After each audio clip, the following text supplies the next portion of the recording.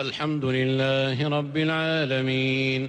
Ar-Rahman Ar-Rahim. Quel qualificatif pour un homme unique, quelle intelligence pour cerner la dimension de la mère d'entre toutes les créatures, mieux, quel genre de plume pour noircir de bonnes paroles les pages de la vie et l'œuvre de celui qui est considéré comme la boussole de toute l'humanité, le prophète Mohammed, paix et salut sur lui.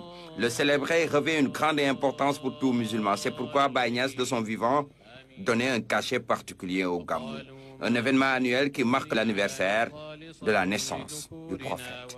Le prophète lui-même, Allah lui dit que le fait de lui raconter l'histoire des autres prophètes contribue à raffermir sa foi. Donc Cheikh Ibrahim Niasse en tire la conclusion que si le prophète sallallahu alayhi wa sallam a besoin qu'on lui fasse la narration de l'histoire des autres prophètes pour que son cœur soit raffermi, les nôtres en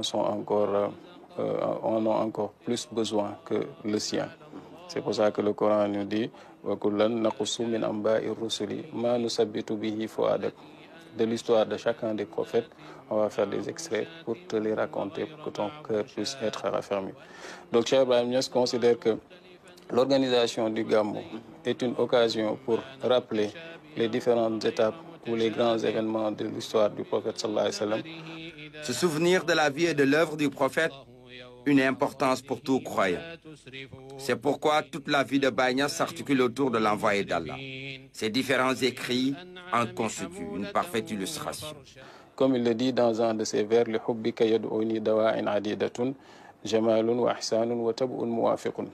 dans ce poème, il cite un certain nombre de qualités qui font aimer naturellement le prophète sallallahu alayhi wa sallam. Il y a plusieurs causes qui m'appellent à ton amour. Jamalun wa ihsanun, la beauté, la bonté et une nature semblable. C'est-à-dire que il soutient dans ce vers-là qu'il a la même nature que le prophète sallallahu alayhi wa sallam. D'ailleurs, il dit que voilà, il a tellement aimé le prophète sallallahu alayhi wa sallam qu'il s'est éteint dans son océan. Hali ma'al Mustafa la aqla yudrikuhu sallallahu alayhi ilahi munzilul kutubi.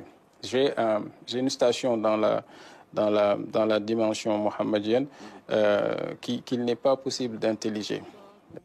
Et quand il parle d'une manière ésotérique du prophète, il faut impérativement être dans le cercle des initiés pour pouvoir percevoir le message. Quand il donne un descriptif du prophète sallallahu alayhi wa sallam auquel ne peut accéder qu'un initié, comme quand il le définit aya sifatan qad subbihat bismi fa'ili mata ji'ti fi'lan sirti khayyarta aqili.